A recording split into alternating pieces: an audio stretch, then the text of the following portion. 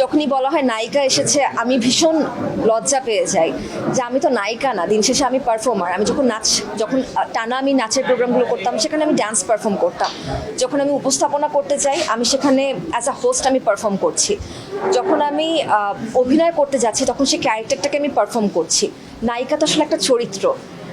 তো এটার জন্য এখানেও ডেফিনেটলি দর্শকরা আমাকে আলাদাভাবে দেখতে পারবেন এবং এখন পর্যন্ত শুধু আমি না, আমার থেকেও আমার টিম আরও বেশি চেষ্টা করছে আমাকে একটু ভিন্নভাবে উপস্থাপন করার।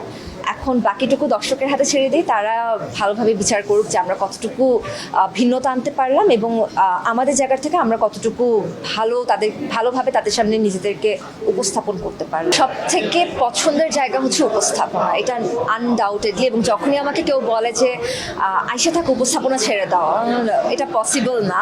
কারণ আমি নাচের সাথে 17 বছর সংযুক্ত থাকার পর তারপর আমি নাচ থেকে চলে এসেছি যে না, এখন আর আমি রেগুলার ডান্স পারফরমেন্স করব না। হয়তোবা কোনো একদিন উপস্থাপনার সাথেও হয়তোবা হবে, আমি জানি না। অভিনয়টা আসলে কখনো বলি না কেন এত জোরদার দিয়ে যে হ্যাঁ অভিনয়টাই আমার একমাত্র জায়গা বা অভিনয়টাই করতে এসেছি। আমার কাছে মনে হয় অভিনয় সব থেকে কঠিন জায়গা। আপনি কতক্ষণ অভিনয় করতে পারবেন বাসার মানুষের সাথে ক্যামেরার সামনে, কতদিন করতে পারবেন টানা অভিনয়?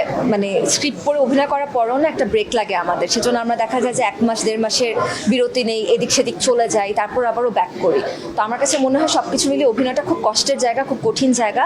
এটা একটু পজ দিয়ে করাটা আমার জন্য বেটার আর কি। যখন একটা স্ক্রিপ্ট আমার হাতে দেওয়া হয় সেখানে কিন্তু অনেকগুলো চরিত্র থাকে। আমাদের এখানে এই সিনেমাতেই 15 থেকে 20টার মতন চরিত্র আছে বা এরও অধিক আছে।